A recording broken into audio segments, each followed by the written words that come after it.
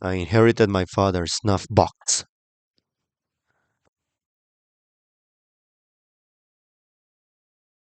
I'm used to mysteries in my life. I never met my mother, for example.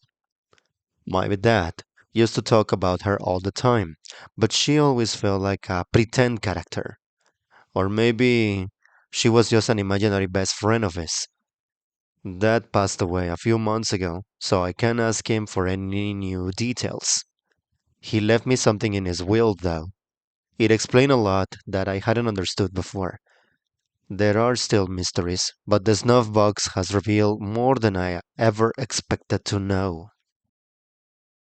The portable, steel container with the heavy lock on it was stored under Dad's bed during my whole childhood. Whenever I asked him about it, he would answer that it was his snuff box. He would always grin wryly, as though making a joke I couldn't understand. It was a weird kind of pun, I think. He never used tobacco, and so the only other meaning I could imagine was that it had something to do with killing. My father seemed like a gentleman, though, so I chalked it up to English being his second language. I was given a key to the snuff box as a part of Dad's final wishes. After he passed, I waited a few days to open the container. Years of foggy guesses had made me hesitant to learn more. I finally opened the box, though, and was relieved to find that it only contained documents and photographs. They were all seemingly normal keepsakes. On top was a picture of Dad with my mom while she was still pregnant with me. It was the youngest and clearest photograph of her that I had ever seen. Dad looked happy, just like I remember him to be in life. Under that picture, though, there were a dozen or so pictures of my dad alone. I wasn't in these other pictures, and neither was my mom. In every single photograph, my father's eyes were hard and hollow. He looked positively haunted by something in every picture, taken of him between the years of 1961 and 1969. I was 8 years old when my father took me out of East Germany. I was 11 by the time he brought me to America. It's a, it's strange to think back and remember little snippets of certain days that the snuff box documents. I don't remember my father killing anyone, but I do remember him leaving me in the car at a freight traffic checkpoint near the Berlin Wall. I remember sitting quietly while the engine ran idle for what felt like a long time. After that, I do recall my father hustling back into the driver's seat, looking grimier and less steady than than he had been before getting out of the car. This is what I've been able to piece together about those years. These are the clues from my father's snuff box. 1961. I know from my father's stories that I was born desperately premature, such that I was unlikely to survive. It was the summer of 1961. After all, and technologically to sustain premature babies was crude and often completely unavailable in poorer parts of the world. Such was the situation in East Berlin. I knew this already, but the snuff box provided a few new details that I hadn't known. My mother had gone to stay with her family across town, in West Berlin, on August the 10th. She was there to visit the relatively upscale medical and hardware stores, so that a better incubator might be built for the anti-ailing infant me. In the snuff box were hand-drawn designs for the incubator. The handwriting was not my father's. It could only have been my mother who knew enough about medical treatment to create and build the contraption. On the morning of August 13th, my father called my mother and told her to hurry, because the border between East and West Berlin was being sealed by the Volksarmee soldiers. In the snuff box, there's a blurry picture of three people dressed like soldiers. in front of a tangle of concrete barricades and barbed wire. Partially obscure, behind the Berlin Wall fortifications, is a woman I believe to be my mother. Another picture, dated 3 days later, shows more fortifications, and the same woman waving to the photographer from behind the growing snarl of hindrances. Even despite two soldiers standing to block her way, she's doing her best to be seen by my father on the other side. Dad still thought he'd surely see his wife again soon, after the confusion was cleared up. His diary entries at the time express his naive hope.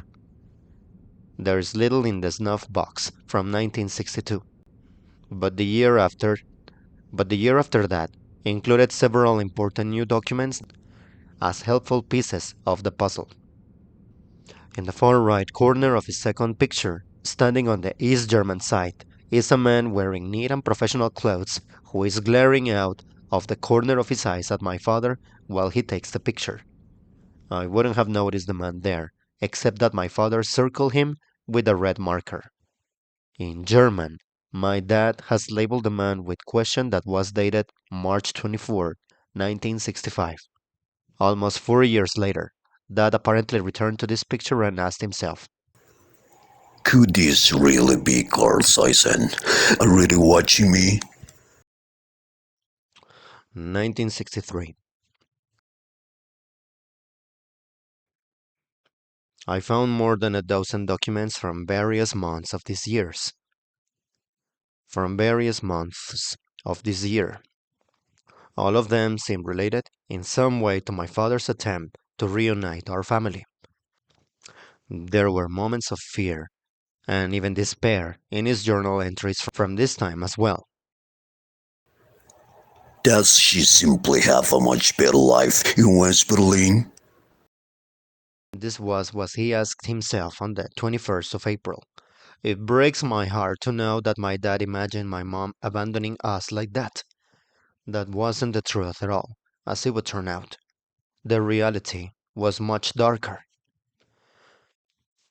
Dad's first direct encounter with SSD officer Carl Sisen would only be a taste of the frightening and awful things that our family would suffer at the hands of the East German secret police. I vaguely remember this visit, only in so much as I remember a strange man knocking aggressively and then making himself quite at home in my father's apartment. My father was distressed for days after the visit. It was only after reviewing the journal entries that I now understand why.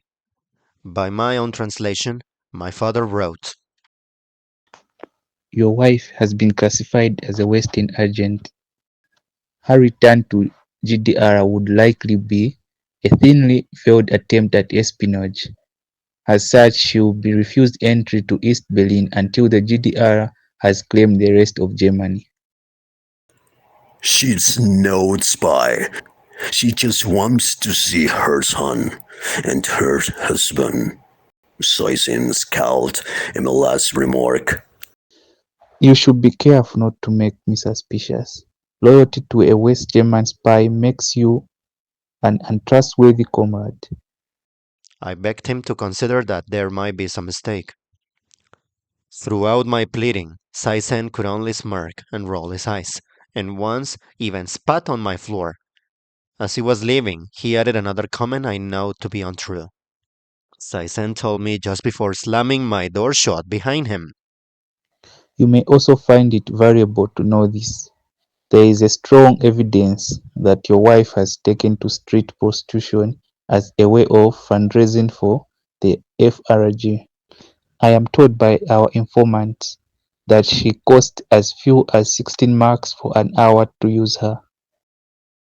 He is a sadistic man, intent only on causing me pain with his visit, though it is veiled by claims of state business.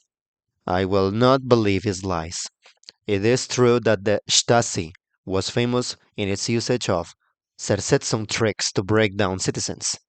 They would tell only the most painful lies and sow distrust wherever it was most damaging, what we call gaslighting in English, was an art form in East Germany. I believe that Carl Seissen observed my father to be strong and simply desired that he be broken. 1966 1966 was an especially deadly year on the eastern side of the Berlin Wall. Because we were still under GDR control, we wouldn't hear about it until much later. 12 people died trying to cross the border without permission. Of those 12, 2 were teenagers and 3 were children. 11 of them died from gunshot wounds. The 12th was a child from West Berlin of 6 years old. He drowned after a playmate sent him tumbling into the Soviet-controlled Spree River. Because of the border dispute, those present from both sides of Berlin hesitated to save the child until it was too late. Things were reaching fever pitch in Germany. And yet, even as the outright chaos was suppressed by the increasingly brutal state, things would still get so much worse in other ways. I remember walking into the apartment with my father one day to find it ransacked. Even my room, full of playthings, had been thoroughly destroyed. I had been at school and my father at work. I helped my father clean up and check to see if anything was stolen. Nothing was missing, but everything was broken. It was clear. I remember my father saying that the Stasi has done this to send a message to us. He must have been right, because later that night, my father's boss called him on the telephone to say that he had been terminated. Just before dawn, we were awoken by the sound of smashing glass and the clanging din of metal striking metal. And the clanging din of metal striking metal. That car was totaled by men who did not rush to flee as my father confronted them. Instead, they approached, and one of the masked men extended his weapon, a heavy steel pry bar, to prod my father directly in his chest. I remember watching from the window, fearing that I was about to see my father die. In our driveway, the men exchanged harsh words I could not hear, and then my father returned to the house looking as white as a ghost. Father was despondent for weeks after this, but did his best to protect me from the fear that he was feeling. I remember his mood suddenly changing one day. He was previously depressed and meek, but suddenly he was focused and angry in a secretive way that I did not understand. Now, the snuff box has once again clarified things. In his journal, he wrote on October the 2nd, A furtive man arrived at the door early this morning and pressed a marked letter into my hand. The letter was in the snuff box too. It was from my mother, saying that she loved him and missed us terribly, and desperately hoped to see her husband and her son before much longer.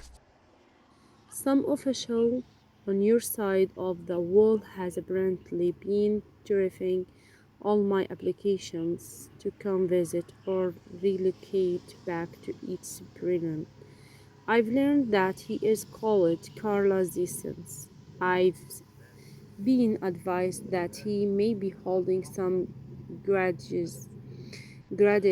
against you or myself, or both of us. Because officials on this side say I've never seen such prejudicial termination of minor crimes before. She wrote, The last document labeled as being from this year is a page that Dad apparently tore out of his old school yearbook. An awkward-looking student with hard, glassy eyes was circled and captioned. The name beneath the photo read, Carl Seissen.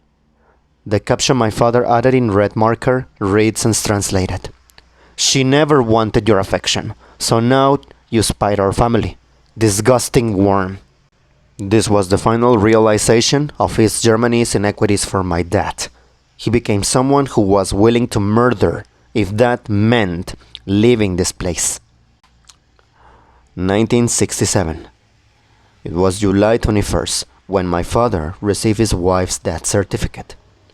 That was the first page filed in this year within the snuff box. The document said that Mom had passed away from illness in late February, almost 5 months earlier in this year. If there had been a funeral, then we had surely already missed it. Mom was gone, and it had been a deliberate act on the part of Carl Sison that we missed absolutely all of it. There was so much water damage in the document that I could barely set about understanding it at first. At first, I thought perhaps the letter had been allowed to sit on the rain, but then I remember our East German apartment building had indoor mailboxes and tiny useless windows which we rarely opened. No, I realized it couldn't have been rain. I believe my father must have wept over the paper repeatedly, tormenting himself with it for days before he finally stored it away. Father drank and cried. I remember this part clearly without understanding why it should be stored so vividly in my young mind. I was witnessing a transformation in my father, and although I didn't then understand it, I could sense the magnitude of what was happening. After the grief had poured out of him for weeks, his despondent sadness and newly focused hatred for Carl Sison became a new and unified mood which frightened me even then. His trauma transformed into daily periods of wild focus at his craftsman's workbench. He was building something secret and terrible, which he would not let me see. When he was too exhausted to continue working on it, he would go into his bedroom and hide it somewhere even I didn't know about it. Under the floorboards, perhaps. He had surely planned that even the Stasi, with their home invasions and careful surveillance, couldn't ruin this. His final plan against them. It was only upon reaching the bottom of the snuff box that I finally realized what he had made. 1969. The most fascinating document in the snuff box were the forged papers my dad used to cross the border. I remember how the guards had nearly waved us through, when suddenly there was some commotion that I noticed even as a child. Dad was told to leave me in the car and come with the soldiers for a short chat. Looking at the papers now, I can see that they were hastily forged. Spelling mistakes and blurred official seals were the best my father could do in imitating government permissions to cross into West Berlin. These subtle hints of forgery aren't the most interesting. What's most interesting are the spatters of dry blood on the papers. The blood-stained sections are circling marked by my father, and arrows from each brown-red speckle draw the eye to a single note written in German. This blood used to belong to Carl Sison, but he doesn't need it anymore. After the note, a grinning smiley face is drawn. Dad's diary entry on September the 6th of this year explains in more detail about what happened on the day we escaped. I'll translate an excerpt here, as best I can. The guards fell for my counterfeit documents, but Sison had been tracking me for years, and today's trip was no exception. He arrived just in time to halt our passage and demand that I be questioned more thoroughly. He insisted that he would interrogate me personally and alone. I'm sure he intended to torture me before I was to be killed or else imprisoned forever. Luckily, I was prepared. I'd spent weeks fashioning Snuff's tool, and I was already carrying it in my pocket. I found the snuff tool that Dad was talking about too. It was something like a captive bolt pistol that he had designed to be fired using a gunpowder cartridge that was loaded inside. Dad must have cleaned off the bits of flesh and dry blood from the heavy bolt because there was evidence that it had been used at all. Inside the propulsion mechanism was the sooty residue of burnt gunpowder. The device had certainly been used at least once. Sison was in such a rush to begin beating me that he didn't have me searched first. He even ordered the guards to return to their pots outside. Luckily, so they wouldn't hear me screaming while he tortured me. This was a stroke of extreme luck, because he allowed me to return to the car without anyone witnessing what happened next. After the door was closed, I approached with purposeful meekness, as though beginning for his understanding. Then I was within arm's length. I stepped forward and put one hand tightly over his mouth and pressed the snuff tool against the side of his skull, near the temple. He knew what was happening, and so he struggled hard, driving a knee toward my groin and sending his forehead slamming away from the wall in an attempt to headbutt me. I resolved myself even further in killing him, but fumbled with the snuff tool as I drove it forward and triggered the bolt to fire. I had done my best to impale his brain with my tool, but his screaming sent the bolt someone else instead. As I pushed him backwards to retrieve the snuff tool, I saw that the steel intrusion had not penetrated his skull, but instead pierced through the front of his throat near his voice box.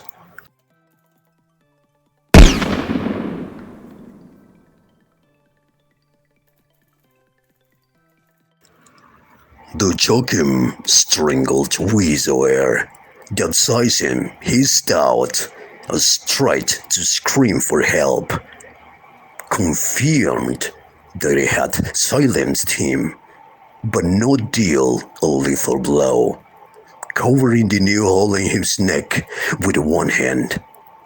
He weakly tried to push past me toward the door. I fell out and allowed him to retrieve his keys and move a trembling hand toward the lock. It was then that I pushed him down hard into the corner of the interrogation room. He fell forward onto his hands and knees. I put one of my boots between his shoulder blades and made him rest flat against the smooth cement floor. Killing over Sison, I pocketed the snuff tool and instead filled both of my hands with thick fistfuls of his hair. I pulled his head up with all the strength in my arms, while my foot kept his shoulders planted firmly against the floor. I estimated that it took 20 seconds of this before a loud cracking came from Sison's neck. The pressurized hiss of the air from the new hole in his trachea no longer wheezed out forcefully.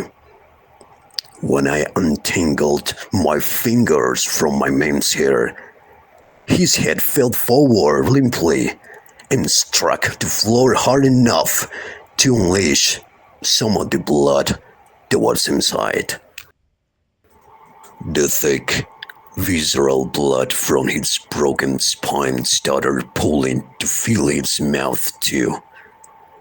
And out of the new hole that my snuff tool had made, there were no more bright red droplets.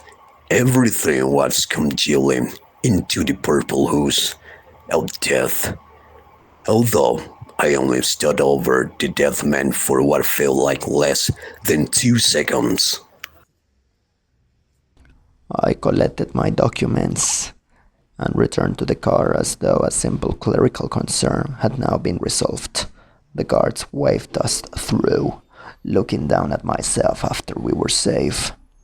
I saw how much Seisen's blood had gotten on myself and smeared on the documents by mistake. The guards must have seen the horrified look in my eyes and simply assumed that the blood was my own. Oh my, reading that last part just hurt. Oh my. From Germany we made our way to Austria, where we lived until I was 10 years old. My father obtained a worker's visa to the US when I was 11, and we stayed here ever since. My father never remarried, and I miss him every day since he passed. But there is one thing that makes me very glad to know.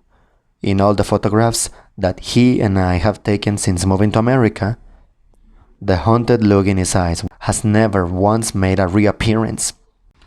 Losing my mother turned my father into something almost craven. Someone willing to murder an enemy at a moment's notice, if it meant not losing anymore. After Seisen died, and he knew that I at least was safe, I think my father returned to who he always really was. He never wore that haunted look around me. Never once during my childhood. And not even on his deathbed. The bad memories had been stored away somewhere safe. Banished to the snuff box. So that they could not escape until he was done being my father. His work is done now, and I'm glad to understand what he did for me. The picture of Dad standing next to my mom from 1961 is now in a frame by my bedside. The sadder part of his story are locked back up in the snuff box. I put the steel container under my bed, just like Dad used to. I've set the bad memories aside to make room for joy, but I won't ever forget that they are there. I love you, Dad.